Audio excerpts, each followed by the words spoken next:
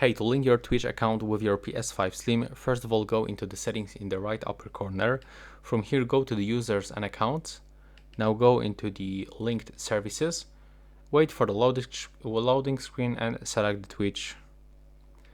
So there we go.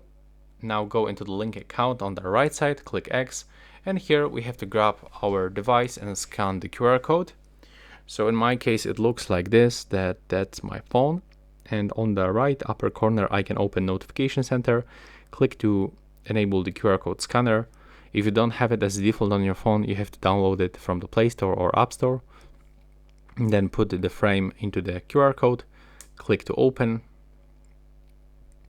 Now on this website we have to click on the enter code, and we have to input this code into this pool.